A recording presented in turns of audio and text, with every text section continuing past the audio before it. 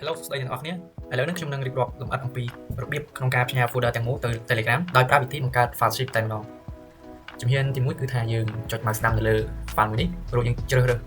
show more option អានេះគឺថាសម្រាប់ Windows 11ចុច show more option ហើយមានពាក្យថា send to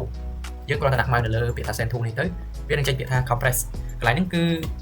វាជា zip folder អញ្ចឹងយើងចុចនៅលើនេះមករងចាំបន្តិចឲ្យបានហើយឥឡូវនេះយើងអាចបើក file zip របស់យើងបានហើយយើងចុច double click នៅលើហ្នឹងមកកន្លែងនេះយើង close មកហើយនេះគឺជាអ្វីដែលយើងចង់បាននេះគឺជា folder របស់យើងនៅក្នុងនេះតែម្ដងមានន័យថាគឺជាឈ្មោះដែលខ្ញុំបង្កើតពីដំបូងឡើយខ្ញុំដាក់ test ទៅ Telegram ហ្នឹងឥឡូវខ្ញុំចុចលើហ្នឹងចុចចូល folder ហ្នឹងនេះមានឯកសាររបស់ខ្ញុំទាំងអស់ឥឡូវខ្ញុំទៅចូលមើលឯកសារដើមរបស់ខ្ញុំគឺ folder ដើមកន្លែងនេះមានដូចគ្នាកន្លែងនេះអញ្ចឹងខ្ញុំនឹងបង្ហាញអំពីការរបៀបក្នុងការផ្ញើទៅកាន់ Telegram តែម្ដងទីមួយគឺយើងចូលទៅក្នុង Telegram របស់យើងធម្មតាមកយើងរកទៅឥឡូវយើងចង់ផ្ញើទៅណា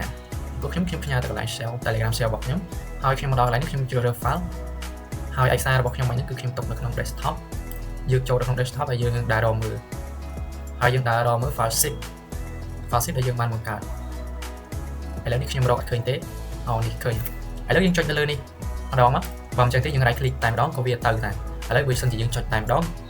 យើងចុចតែម្ដងប៉ុណ្ណេះហើយយើងចុច open វាទៅគ្នាហើយកន្លែងនេះ cut សិនយើងចង់ដាក់អីក៏បានដែរកន្លែងនេះដាក់ចំណាំអីក៏បានហើយបន្ទាប់មកយើងចុចផ្ញើទៅតែម្ដង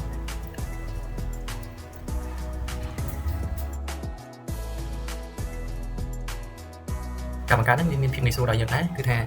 មិនឲ្យយើងពិបាកក្នុងការផ្ញើទៅម្ដងមួយហើយក៏ពិបាកចូលមើលដែរនៅពេលដែលគេមើលគឺរៀងពិបាកដែរឥឡូវប្រសិនបើគេជាអ្នកមើលម្ដងបើសិនជាគេអ្នកមើលអូខេងាយស្រួលក្នុងការមើលដែរវាស្រួលគេគ្រាន់តែចុចនៅលើហ្នឹងមកនៅលើ file zip គេចុចតែម្ដងមកកន្លែងនេះគេ close ចោលហើយនេះគេនឹងឃើញ folder របស់យើងតែម្ដងហើយនឹងឃើញឈ្មោះ folder របស់យើងអញ្ចឹងយើងអាចចុចនៅលើនេះមកនេះឃើញឯកសាររបស់យើងទាំងអស់នៅក្នុងនេះ